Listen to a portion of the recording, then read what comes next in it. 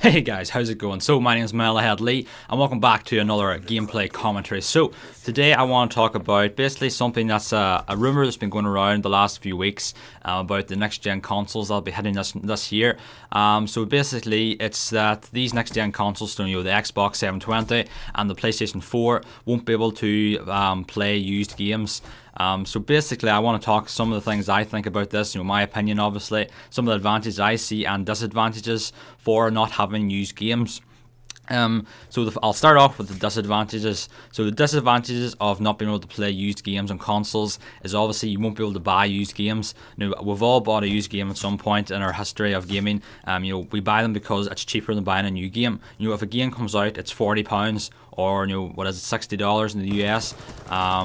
And you may buy it a week after on eBay, for £30, £35, whatever that is in dollars. Again, work it out yourself. You can get it cheaper, maybe a week after on eBay. A used copy that's been played maybe once. If it's in good condition, then why would you pay an extra £10 or £15 to buy a new copy when you can buy it used?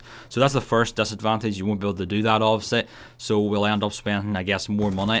The other disadvantage, obviously, is you flip that coin about buying, is you won't be able to sell used games. Now I'm sure everyone has sold a game as well.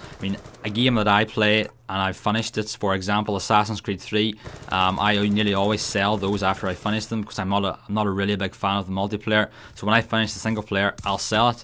And basically I won't be able to do that anymore because other people won't be able to play it because it's used on my console already. So other things, obviously rental as well, you have to take that into consideration. I think if this consoles won't be able to play used games, then that could be the end for rental games. Companies like Lowfulham here in the UK, I'm not sure what it is in America.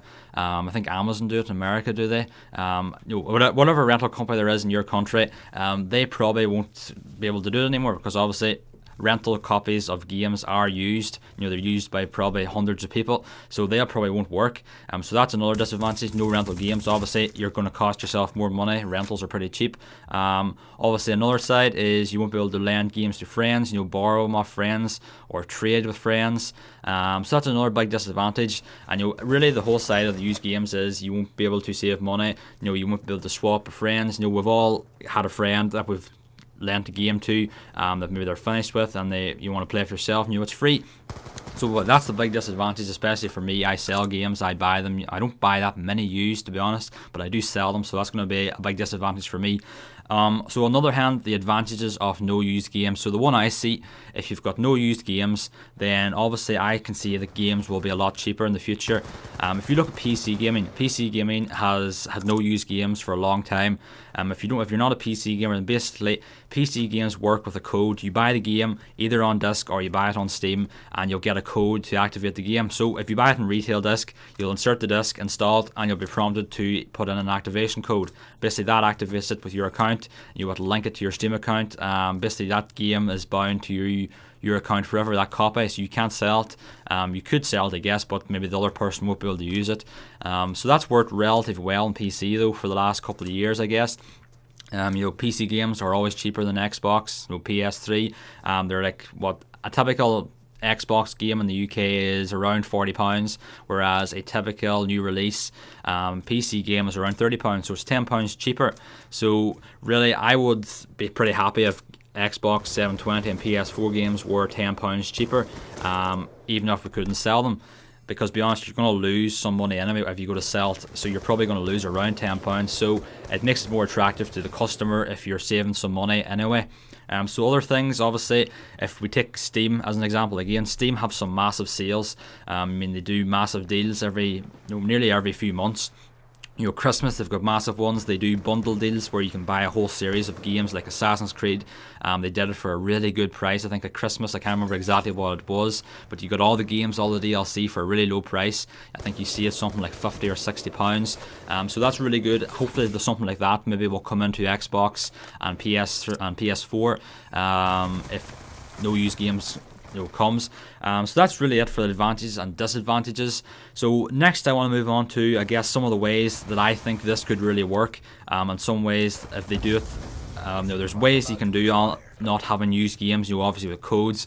But the way I see, the best way I see it could work is, now this isn't new. Games like Medal of Honor, I think Medal of Honor was one of the ones that did it. You basically got an online activation code with the game and used that to get online access, to play multiplayer. So this isn't a new concept, but basically I would take that idea and put it into the No Use Games Act, or whatever you're going to call it. Basically, you buy a game new, you'll get an activation code with it, you use that to activate it, and it's bound to your account then for life.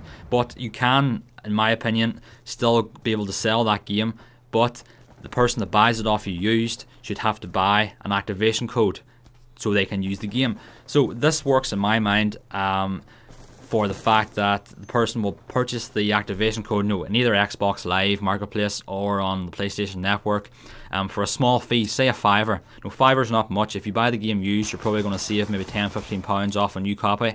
So $5's not really much. You're still getting the game cheaper than you're buying it new. So basically, that there would be a good alternative, I guess, or a good solution to the idea. So you buy a code or an activation code for a small fee.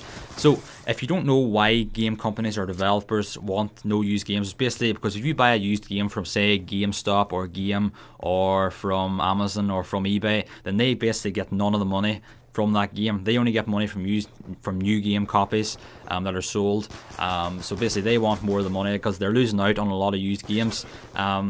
So if you brought in that way that you can buy a code for a used game, then that would give them some of the money back, so they're not losing out as much.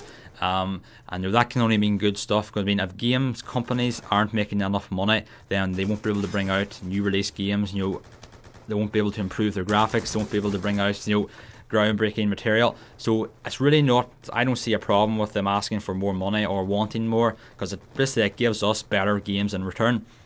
But yeah, that's really what I think on it.